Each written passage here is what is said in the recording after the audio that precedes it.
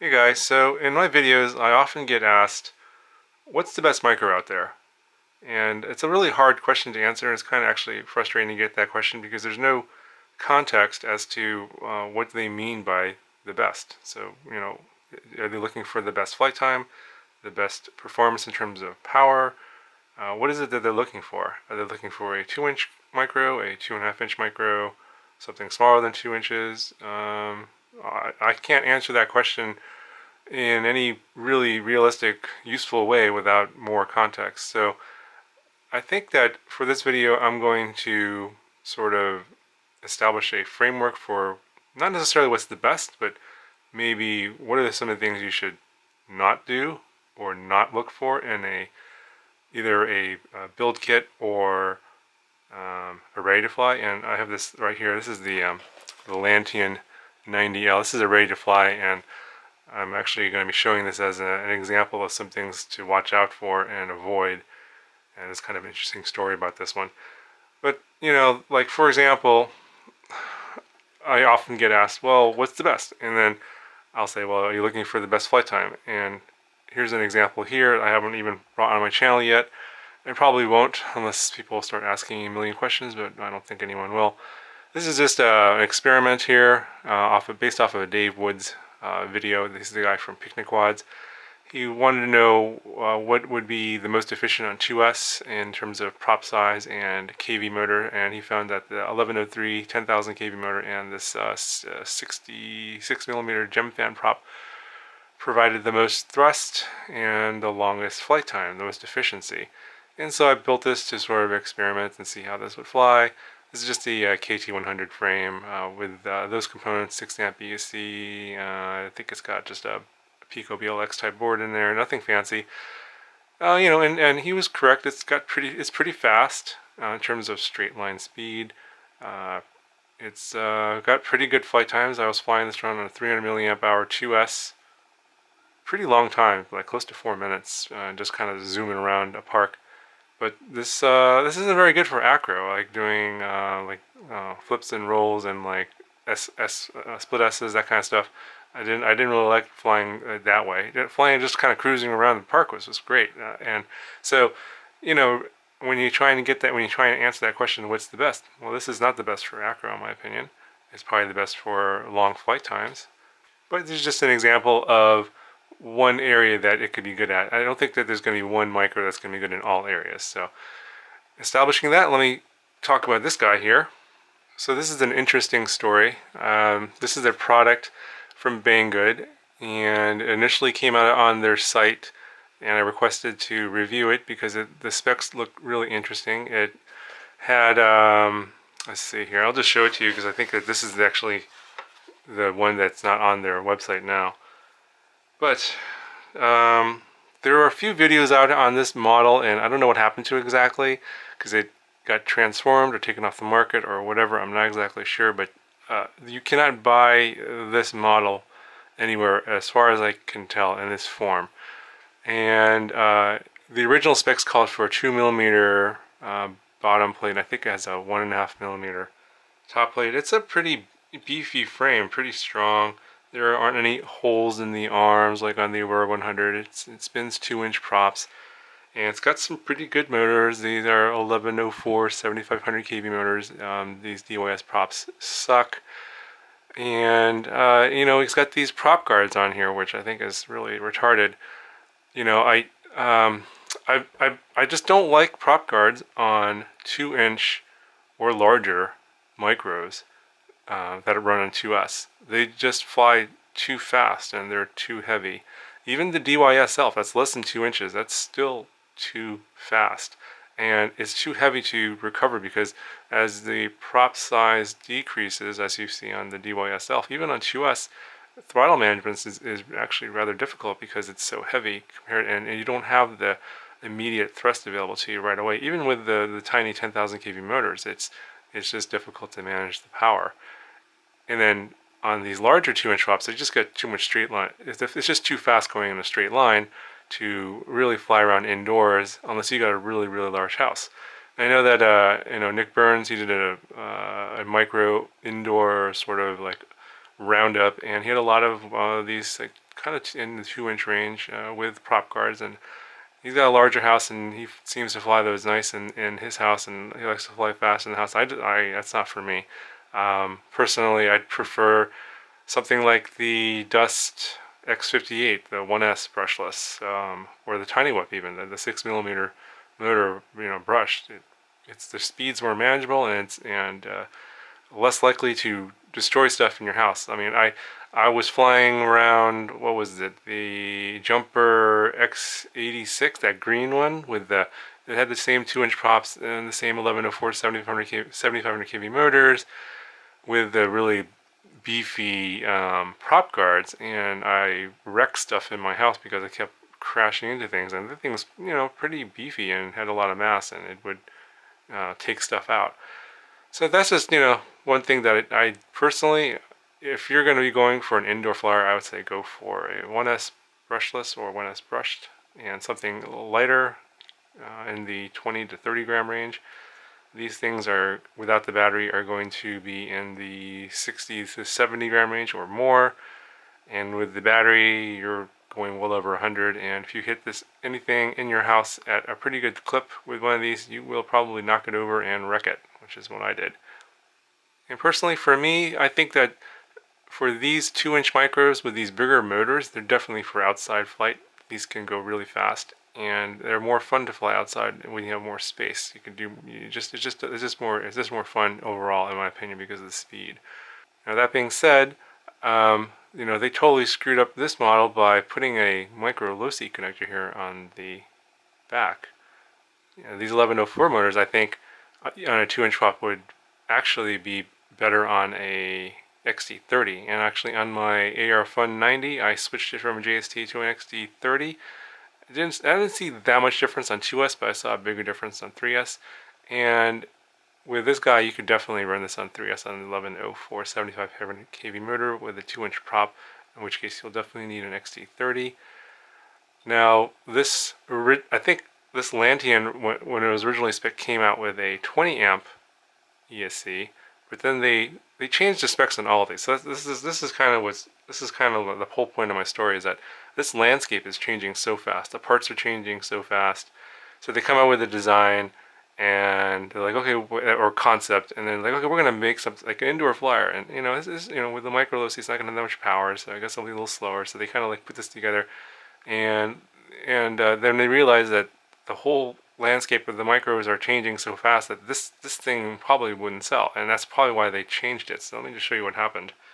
And I'm not sure if this will come out in the video as well, but they changed the name of the product from the Lantean 90L to this, they call it the XFX90, and it's got similar specs. Got an F3 flight controller, 25 milliwatt all-in-one video transmitter, but they switched to a 12 amp BLHeli-S instead of 20 amp. And it even still says here 2 to 3S on the specs, but I don't think I'd run 3S on a 12 amp ESC on a 2-inch prop with this motor, the 1104 7500. They still got the same prop guards. They switched to the 5-bladed props. The funny thing is, like, I was supposed to get this one, so they actually sent me two. They sent me one of these originally, and then like, we were switching the products, so we're going to send you one of these. I ended up getting one of these again.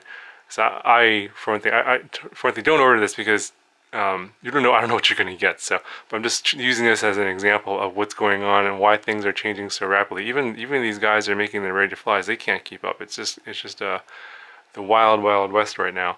So I'm going to show you what else changed with these specs here. So they changed the frame thickness for the bottom plate from 2 millimeters to 1.5 millimeters. So that kind of sucks. And then they increased the motor KV from 7,500 to 8,000. So in that case, you definitely can only go 2S. You can't go 3S, and especially with a 12 amp ESC. They propped it down from 2 inches to 1.9 inches, and they switched the battery.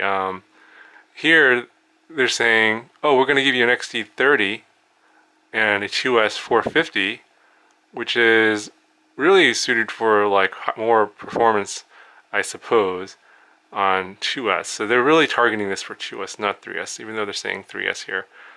And the thing is that you know, the one that I got originally came with these batteries. What are these? These are 380s. Yeah, 380 milliamp hour 2S with the micro low-C connector. You know, the performance on this isn't going to be so great. But they went to a beefier, you know, higher kV motor. They should have kept the 20 amp ESCs in my opinion, since they're going to an XT30. And they should have kept the 2mm bottom plate. So they made some very strange decisions here, and so this is what I'm kind of trying to point out to you guys. And as to I don't understand how they came up with this design, and then where the hell they're going with this design. And I think they just made some very odd decisions. I think if they were going to improve this to a better outdoor 2 to 3S, true 2 to 3S flyer, I would have, you know, it's okay to, you know, actually I would have kept the KV at 7500, and I would have kept the 20 amp ESCs. I would have kept the 2mm bottom plate for sure. Just switched the to the XT30s and the 450 milliamp hour battery, and get rid of the prop protectors and get some better props on there. And then I think that would be a pretty good flyer. So I'm not exactly sure what happened, and so I think that they're actually, because they made some wrong decisions in putting the parts together for this, and I think they made some wrong decisions here as well. I think they're actually going to end up taking this off the market. So I've been told that they don't even have very many of these in stock. So that's why I'm saying you should not be buying this one. So I guess this video should not be like what's the best micro, but what you should not be looking for in a micro. Okay, so I'm going to come to the end of my rant here in a little bit, and I'm hoping that some of this information will help you guys out in terms of either trying to modify your RTFs to make them better, and actually I'll talk about that on this model here and specifically, and or making better builds for you know, for whatever you guys want to come up with. I know that some of you guys want to come up with your own builds and your own style, so just throwing out some ideas for you guys, and hopefully that'll help you guys out. Now, in terms of how to improve something, as I said, I think there's some pretty good things about this model. Like I like the 1104 7500 kV motors. I don't like these props. I would go to the GemFan 2035s, get rid of these prop guards. I like the 20 amp ESCs and the Omnibus F3. Keep those. I would get rid of this micro low-C connector, so I would have to take this all apart and get to the underside of this ESC, 4-in-1 ESC, and desolder this connector and put an XT30 on there. And I think then this would be a pretty decent outdoor 2 to 3S micro. You know, actually, I think that's what I'm going to do. Is I'm going to modify this and race it against the Lizard, because it's got some pretty good, you know, guts in it. It's just that it doesn't have the right battery connector, and it just has these stupid prop guards on there. Just to make you just make a few modifications, and I think this can turn into a pretty good flyer. And obviously, you'll need a pretty good 3S battery. I think like a 450 3S with an XT30 would be pretty good on this. You know, so I'll probably do a video on this in the future. I'm not sure when. I don't have a whole lot of time right now, but you know, that's the kind of thing that I think is important. Is there's a lot of RTF micros that are coming out right now, and you know, for like, I would say like they get like 80% of it right, and they just kind of screw up a few things and just kind of turn it from a kind of, you know, something that I would really want to buy to something like I just kind of pass up because there would be something else coming along. You know, in terms of like what's really good right now, you know, the Lizard's pretty good, but that's a 3S, and it's not as going to be as good on 2S because it's only got a 6000 kV 1104, so it's going to be a little sluggish on the throttle on 2S, even though you could definitely fly it on 2S. So I think that the 1104 7500 kV is going to be really interesting on a 2S or a 3S with this 2-inch prop. If I switch that to the GemFan 2035, so actually that might be an interesting project. Anyway, so I just wanted to throw this little video out here for you guys as to like what to look for, what not to look for. You know, there's and a lot of the sort of stuff that I figured out is just because I get a lot of stuff. I have a lot of micros, and I fly a lot of them, and I mod them a lot to make them better, so I know what I like and what I don't like. So these principles might not apply to you specifically. Yeah, I mean, you might not like anything that I'm saying here at all, but these are just some of the things that I figured out while sort of, flying a lot of these and building them and modding them. So I just wanted to share that with you. I hope that helps you guys out a little bit.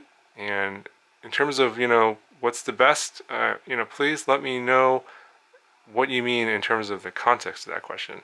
Because if I have a little bit more context, I can help you with that question. But really, really general questions like that, I don't have any basis for answering those questions. So I'm probably not going to even bother answering them anymore, because it doesn't help me to help anyone else to answer that question, because right now there really isn't anything that's the best, probably other than the lizard. But then I guarantee that I would say in 2 or 3 weeks there's already a batch of more micros coming out.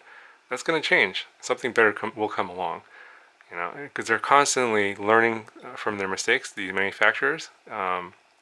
They come up with a product and it kind of works, and they see if it works or not, and they see what doesn't work and what kind of complaints they get, and they keep evolving their product. And I think that's, the lizard is an evolution of those changes that have occurred. If you think about it, they came up with the I forget what was out from before the Aurora. There was the Aurora 90, then the Aurora 100, and they've made little improvements there. And then they figured out what their mistakes were from the Aurora 100, and then they came up with the lizard. Sure, they're going to figure out what their mistakes they made on the lizard, and they're going to come up with a better product after that. And the pace of change is so fast, it's probably going to be literally 2 weeks before something better comes along. So just, that's something to keep in mind. It's whatever's the best now is going to be different in 2 weeks. So anyway, guys, I'm sorry I ranted and rambled for so long. I just wanted to share my thoughts on the status of the micros right now, because it's a constantly changing landscape, and I'm having a lot of frustration answering questions, and I just want to put this video out there, and hopefully that'll answer a lot of your questions out there. Thanks again for listening to my rant and watching this video, and I'll talk to you guys in the next one.